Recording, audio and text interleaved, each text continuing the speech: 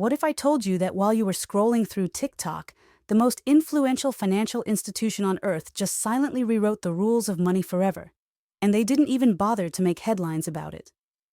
The World Bank just detonated a financial earthquake that's going to reshape how every dollar, euro, and peso moves across borders. This isn't some dusty policy document buried in bureaucratic jargon. It's a strategic blueprint declaring that the planet's most powerful monetary authority has officially chosen the infrastructure for tomorrow's financial system. And here's the kicker.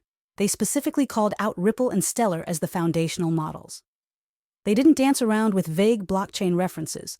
They positioned central bank digital currencies as mission-critical infrastructure. They declared ISO 20022 as the mandatory communication protocol for global interoperability. And they acknowledged that digital public infrastructure represents the solution to cross-border settlement bottlenecks that have plagued the system for decades. This marks the inflection point where everything transforms. Not theoretical exploration, not sandbox experimentation, but policy-driven implementation. And if you're holding XRP or XLM, you're not just positioned early, you're embedded within the next generation financial architecture before the mainstream even realizes the transformation is already happening. In their groundbreaking publication titled Central Bank Digital Currencies for Cross-Border Payments, the World Bank delivered an unprecedented reality check that most governments hesitate to acknowledge publicly. The existing global financial infrastructure is antiquated, inefficient, and systematically excludes approximately 1.4 billion adults worldwide, primarily concentrated in low- and middle-income regions where traditional banking remains inaccessible. The World Bank didn't merely criticize the legacy framework, they architected the replacement blueprint. They established a comprehensive roadmap for the successor system, and that successor is fundamentally digital, seamlessly interoperable, and powered by distributed ledger infrastructure. Their three foundational principles reveal the transformation: seamless interoperability transcending sovereign boundaries, regulatory compliance embedded at the protocol foundation, and instantaneous final settlement utilizing programmable infrastructure. Rather than painting abstract visions of potential futures, they referenced concrete real-world implementations already demonstrating this system's viability. Consider Project Dunbar, a bank for international settlements coordinated multi-CBDC platform successfully tested by Australia, Malaysia, Singapore, and South Africa, proving real-time settlement capabilities. Project Bridge engaged the People's Bank of China, UAE, Hong Kong, and Thailand to settle cross-border transactions via tokenized central bank currencies. Project Icebreaker, spearheaded by the BIS alongside central banks from Israel, Sweden, and Norway, demonstrated automated foreign exchange conversion between multiple retail CBDCs. But here's the statement that should have triggered seismic market reactions. Blockchain solutions like RippleNet and Stellar present promising models for cross-border interoperability and instant clearing. Let's decode this language carefully. This represents official World Bank recognition of Ripple and Stellar as foundational models for resolving the precise challenges they've identified. This isn't retail market speculation or crypto influencer hype. This constitutes the World Bank officially acknowledging Ripple and Stellar as architectural solutions for the exact infrastructure problems they're mandated to solve: fragmented liquidity pools, isolated currency systems, and expensive, time-consuming settlement mechanisms. They didn't suggest these platforms might prove useful eventually. They stated they present promising models. This represents the institutional language deployed when global authorities issue implementation directives to governments worldwide.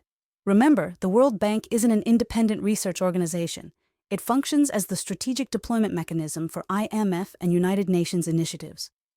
When the World Bank communicates policy positions, developing nations respond accordingly. Central banking authorities adapt their strategies. Multilateral agencies mobilize resources and execute programs. This endorsement accomplishes more than validating Ripple and Stellar as legitimate blockchain projects. It elevates them from experimental technologies to blueprint-level infrastructure for comprehensive global monetary redesign. This development carries profound implications for XRP and XLM holders, because these tokens aren't merely speculative digital assets. They function as the native liquidity mechanisms for RippleNet and Stellar's payment networks. When the World Bank identifies RippleNet and Stellar as integral components of the solution, they're essentially declaring that XRP and XLM are embedded within the next-generation financial architecture. The fundamental question is no longer whether blockchain technology will achieve mainstream adoption. That decision has been finalized. The infrastructure rails have been selected and are actively being constructed.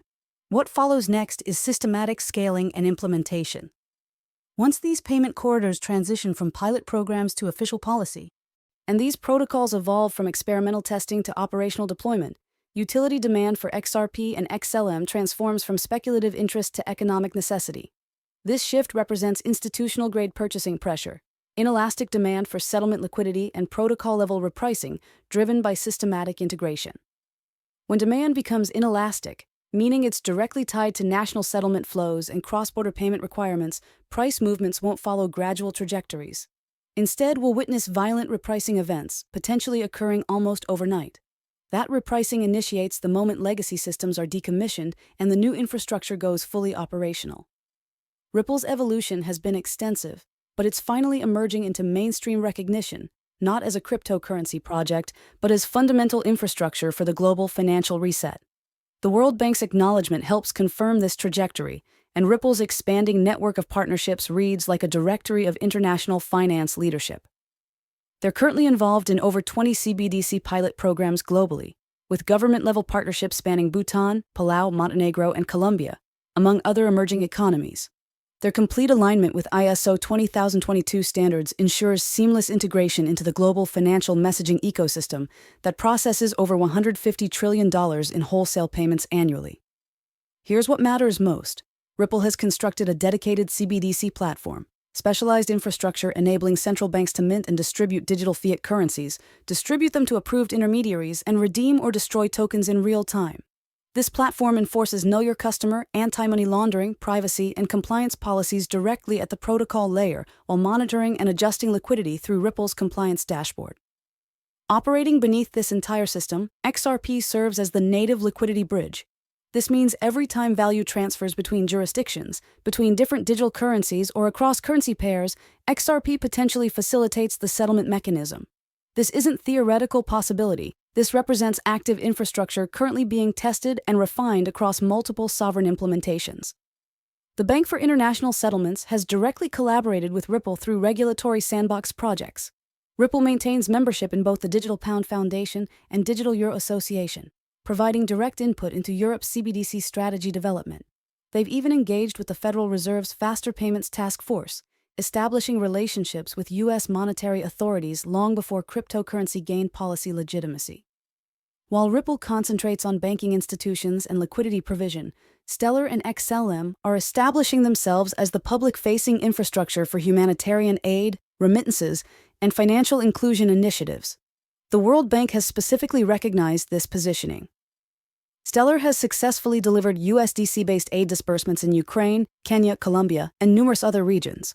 They've partnered with the United Nations High Commissioner for Refugees and MoneyGram to create compliant, instantly cashable humanitarian finance solutions. Their demonstrated capability to deploy digital public infrastructure faster than traditional banking systems can process paper-based transactions has caught multilateral attention. Here's the crucial factor. Stellar's collaboration with the UN, World Bank, and non-governmental organizations positions it at the intersection of public finance and digital delivery systems.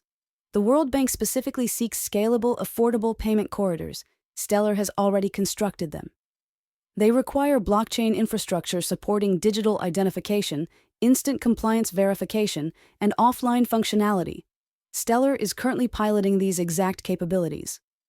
Operating behind this entire transformation is ISO 20022, the new messaging standard adopted by SWIFT, Fedwire, the European Central Bank, and over 11,000 banking institutions worldwide. Why does this matter critically? Because tokens that align with ISO 20022 standards can communicate natively with existing banking infrastructure. Both XRP and XLM demonstrate full compliance with ISO 20022 protocols. This means they can integrate directly into real-time gross settlement systems, function as bridges between different CBDCs, and plug seamlessly into tokenized asset platforms. The World Bank didn't simply recommend blockchain adoption. They specifically emphasized blockchain infrastructure that integrates with bank-grade compliance requirements. Only a handful of protocols globally satisfy all these requirements: instantaneous settlement, programmable compliance, ISO 20022 interoperability, and neutral bridge status. XRP and XLM lead this select list, which explains their specific recognition in World Bank documentation. Here's what most market participants are missing. When the World Bank signals strategic direction, it's not generating hype, it's establishing policy. That policy cascades into national regulations, private sector partnerships, and international funding channels. This isn't about short-term price speculation, it's about systematic integration into global financial infrastructure. If you're holding XRP or XLM, you're positioned within pre-approved financial infrastructure. You're holding blockchain technology that solves real institutional problems and technology that's already embedded within the emerging system. But because this transformation is occurring quietly, most retail investors remain focused on the wrong assets. The significant capital flows won't materialize until the infrastructure switch is activated.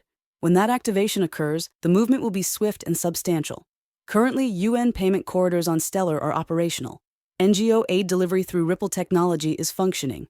CBDC infrastructure aligned with ISO 20022 is actively processing transactions. Let's examine the broader ecosystem currently building with Ripple and Stellar. Ripple's partnerships include Merciker, Novity, Tranglo, and Modeler, along with multiple central banking authorities. They maintain membership in the Digital Pound Foundation and Digital Euro Association while being recognized by the World Economic Forum as a leader in blockchain for digital assets. Stellar collaborates with UNHCR, MoneyGram, Circle, USDC, and the Digital Financial Services Lab. They're partners in the G20 technology sprint alongside the BIS and Saudi Arabia, and they maintain membership in ID 2020, supporting self-sovereign identity solutions on-chain. These aren't speculative arrangements. They represent live integrations with government agencies, multilateral institutions, and regulated financial partners. This ecosystem gives XRP and XLM their unique positioning. They're not awaiting adoption, they're currently being utilized in operational environments. Let's clarify one crucial point. Price action represents the final element to move during system-wide infrastructure transitions. Retail traders chase price charts, but institutions construct fundamental infrastructure.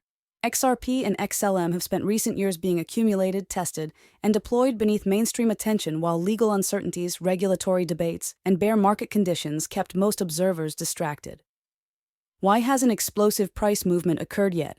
Because the infrastructure switch hasn't achieved full activation, but it's being systematically installed in real time. What we're observing represents the calm period before massive volume influx. The underlying systems are already operational. UN payment corridors on Stellar are processing transactions. NGO aid delivery through Ripple technology is functioning. And CBDC infrastructure aligned with ISO 20022 is actively settling payments. When these systems transition from pilot programs to official policy implementation, utility demand for XRP and XLM becomes inevitable economic necessity rather than speculative investment. Utility demand doesn't resemble speculative price pumps. It manifests as institutional-grade purchasing pressure, inelastic demand for settlement liquidity, and protocol-level repricing driven by systematic integration. These assets aren't meme tokens influenced by social media trends. They're embedded into programmable money infrastructure. This is where practical application becomes crucial. While most participants debate cryptocurrency on social media platforms, institutional infrastructure is being methodically constructed, and XRP and XLM occupy central positions within this development. How should you position yourself before the infrastructure switch activates? Follow the trail of institutional adoption rather than listening to influencers. Monitor partnerships with the BIS, IMF, United Nations Development Program, and World Bank. Track central banking initiatives and observe NGOs deploying aid through blockchain infrastructure. Monitor corridor development rather than price charts. Instead of obsessing over short-term price movements, track where RippleNet and Stellar solutions are achieving operational status. Where is MoneyGram integrating blockchain infrastructure? Where is Ripple deploying CBDC pilots? Where are new payment corridors becoming operational? Think in infrastructure cycles rather than speculative cycles. Bitcoin experienced the initial hype cycle, Ethereum drove the ICO cycle, but now we're entering the infrastructure cycle. This means utility, compliance, scalability, and global integration matter more than ever before. XRP and XLM satisfy all these requirements, which explains their institutional recognition. And you guys, I have a special trick for you which nobody seems to be using, and I cannot wrap my head around why. Because if you sign up through my link down in the description onto the BTCC exchange, you get a 10% deposit bonus, and now stay with me here. Now here comes the important part. If you have any trading capital on any other exchange, and you move it to your newly created BTCC account, you get on top of your capital, you moved another 10% extra trading capital. As an example, if you move or deposit a 100K to your account, you get 10K for free. I am not kidding, I really don't understand why nobody is doing this. To me, it really seems like people sometimes are too lazy or just don't like free money. I mean, like, I cannot make that account for you, will need to that yourself. Alright, let's jump back into the video. The World Bank has issued their strategic declaration. They've confirmed what XRP and XLM holders have understood for years. Blockchain technology isn't approaching, it's already here. The financial system is being reconstructed, and Ripple and Stellar are serving as the infrastructure for that reconstruction. This isn't speculation or hopeful projection, it's established policy and operational infrastructure. The question is no longer whether this transformation will occur, it's how rapidly it will accelerate. When the complete system activates, the transition won't be gradual, it will be sudden, permanent, and irreversible. So if you're holding XRP or XLM, maintain that position with confidence. You're not speculating on market hype, you're holding programmable liquidity mechanisms. You're holding tokenized infrastructure. You're holding the fundamental components of the future monetary system. The next 12 months won't simply shift the cryptocurrency landscape, they'll redefine the global economy. You're not early to this transformation, you're strategically positioned. And soon, the rest of the world will recognize what's already operational and functioning. Ready to dive deeper into the digital financial revolution? Smash that like button if this opened your eyes to what's really happening behind the scenes, and hit subscribe. Because the next few months are going to be absolutely wild, and you don't want to miss a single update on this historic transformation.